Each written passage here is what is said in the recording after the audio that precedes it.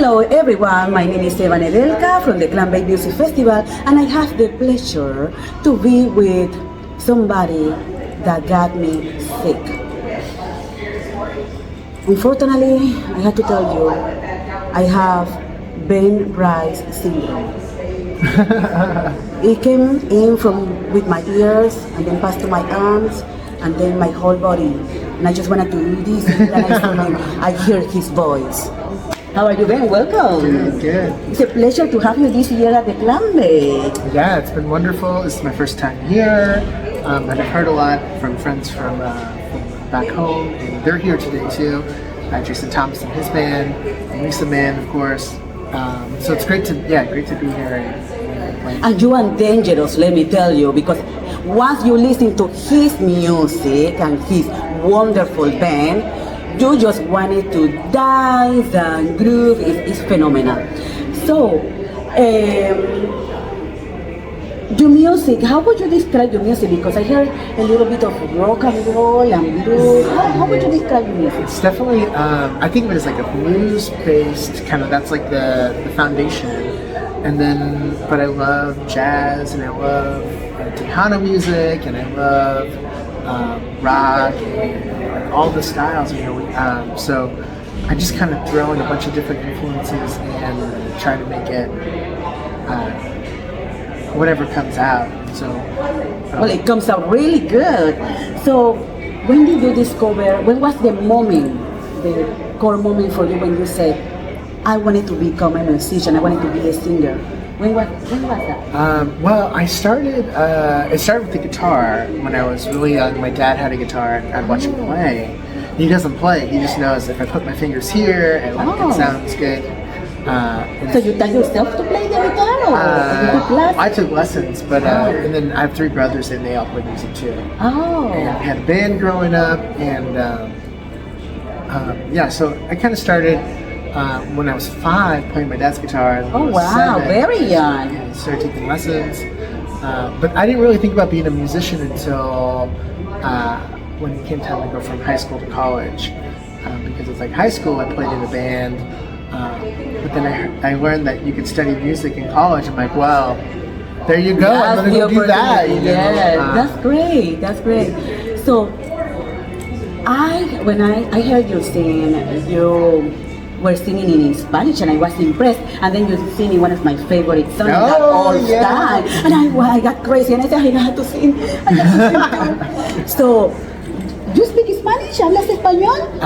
Poquito, pero when I first graduated from college, I played a little bit of mariachi music when I was in college with some friends. Do you have any Spanish background? Yeah, my mom is Tejana, so she's from Texas. Wow. And, So you have it in your blood.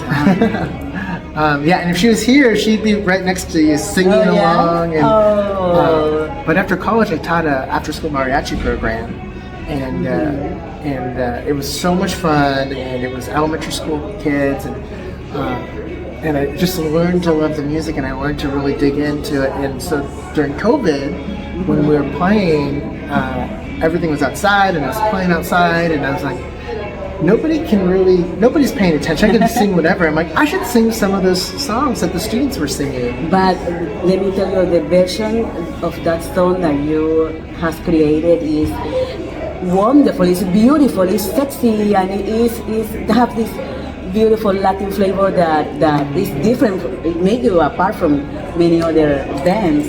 So I congratulate you for that. And then let's say that you can go back to the past and have a date or meet somebody famous from the past. Who would it be? Oh man, that's such a hard question. Right now, I would go back, and there's a bass player that wrote all of the classic blues songs, named Willie Dixon. Oh. And he's from Chicago, and he played